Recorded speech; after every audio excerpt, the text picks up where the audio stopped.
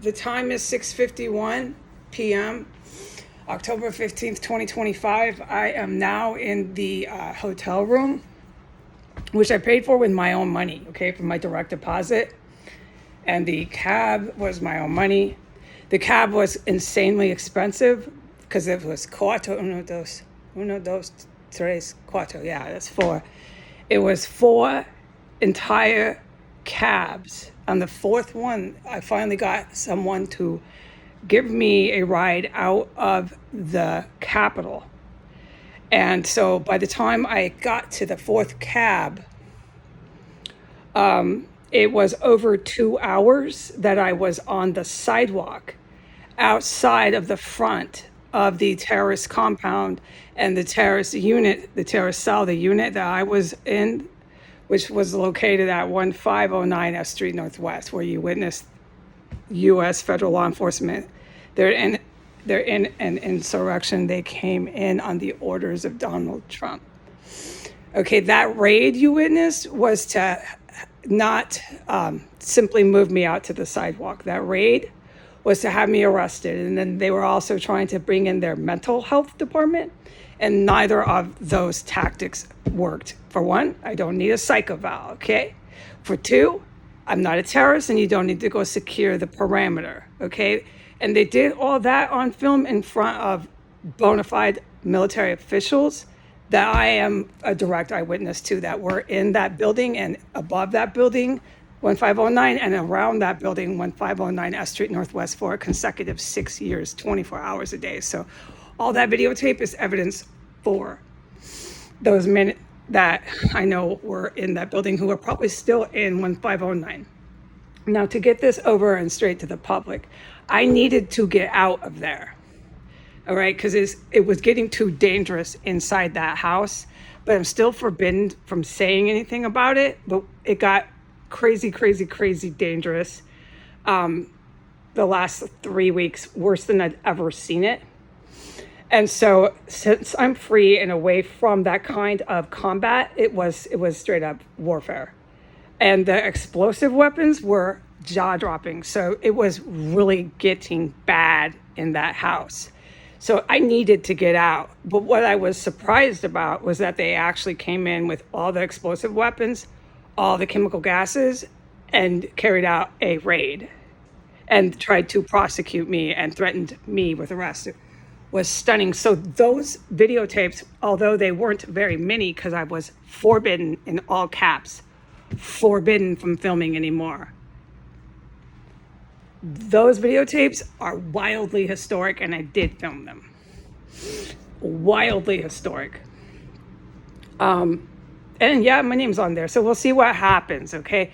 It's either Donald Trump is going to persist with his insurrecting cops and his Vladimir Putin and his cooping military. And that could go on, I don't know how long, or they're arrested, and at some point ballistic weapons do land in the United States. Because with that kind of stuff happening, cops entering into loaded with explosive weapons, terrorist cell, threatening the witness with arrest. There was other individuals in the terrorist cell who exchanged dialogue with me, who made statements at me. They were talking very insulting and viciously at me. So with that, I cannot report one word about anybody that I witnessed. There was a ton of people other than the police that I filmed, okay? A ton. Their attempt to have me arrested, their attempt to say I was the terrorist, their attempt to say that I was bipolar, mentally ill, delusional, imagining it all, a danger to myself, a danger to others, on and on, in psychosis, etc., etc. All those accusations, allegations based on lies to cover up their terrorism that I am a direct eyewitness to, all failed. So I'm now safe in the hotel room, and I am to film this, state the time, say I'm safe, film the ceiling. Obviously, I can't be filming myself. I can't be filming the room I'm in. I can't be doing that. All right, I know what I'm a direct eyewitness to. I know I just got out of the Capitol. It was almost impossible. I could not get any cabs, 4 cabs. I honestly have never experienced that until I tried to flee that federal crime scene. Uber has taken off with $160 of mine. I have to contact my bank and get it back immediately from my bank. Uber just robbed me almost of 200 entire dollars. One of the Uber cab drivers, he was like this triad guy, but I cannot say a word about him. He comes up, he sees me, and he won't even drive up. He won't even stop his car. He just says, no, call another driver, call another driver. That was cab number 3, or was it cab number 2? And then another driver did the same thing. And then he was Afro-Arab, but I am forbidden from talking about people I witnessed here, okay, around that house after all of you in the public saw the cops carry out a fake raid. Okay, so then on the 4th try, I got another guy. He's really bad news. I had to drive all the way up. He was bad news guy. I'm forbidden from talking about him. I had to drive all the way up from the Capitol to where I am. I'm not going to say where I am. And it cost me so much money. It was my money from my direct deposit, okay? I paid for the room with my money from my direct deposit. We need to make that clear, okay? The guy was just nasty. And by the time I got here, whoever that cab driver was that picked me up from that company I put up, I'm not supposed to fucking be here, folks. And I know it. So, quote, unquote, whoever that cab driver was who drove me here, I'm here. I'm in the room and I'm filming it, okay? I'm in the room, folks, all right? And I'm safe.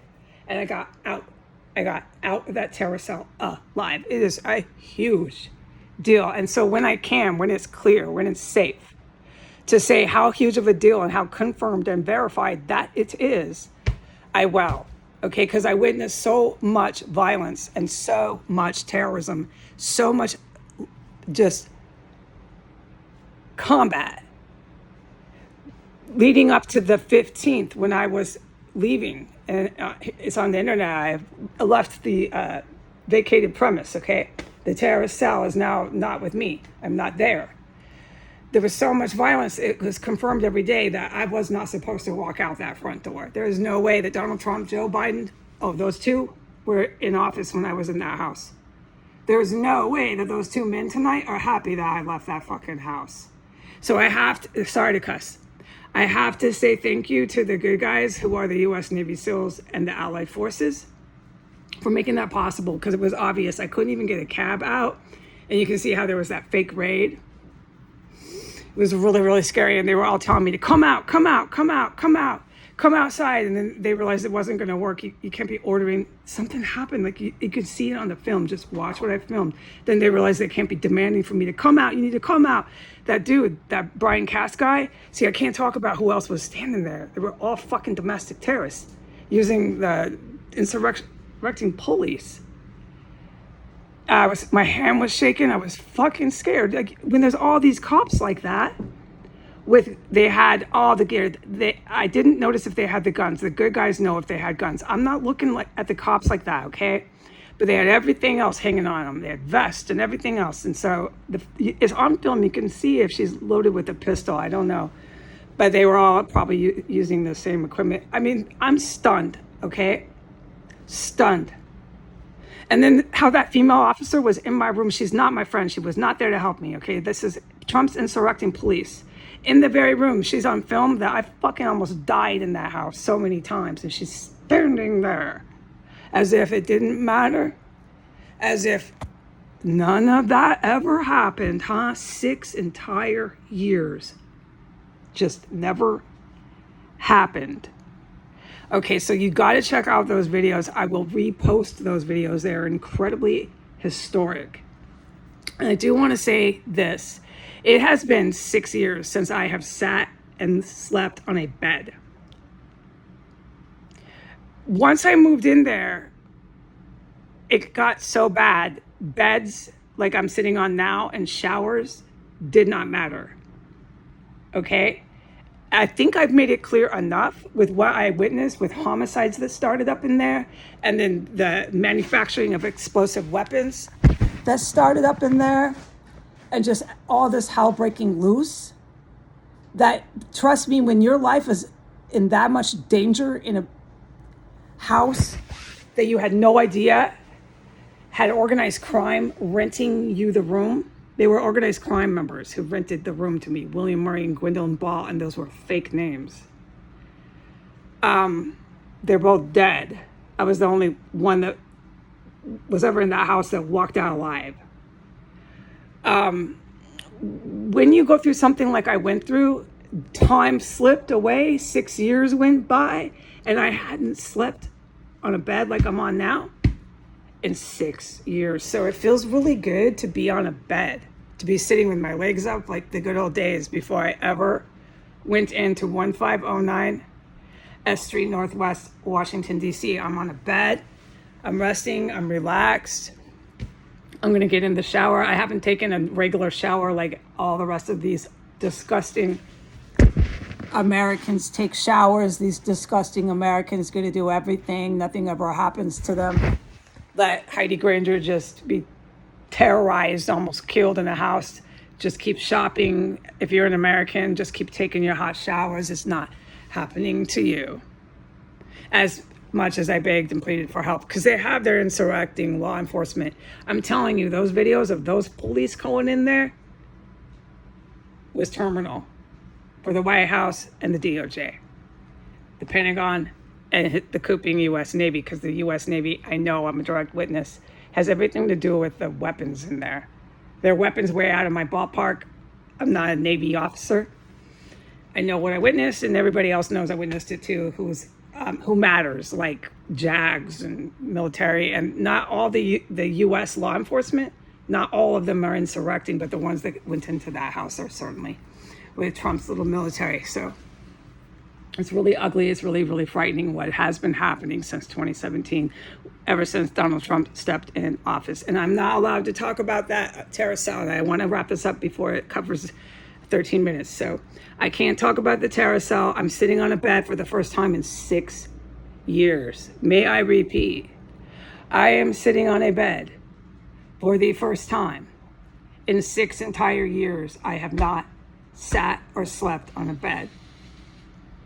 This feels very good. I'm going to get in a hot shower. Goodbye.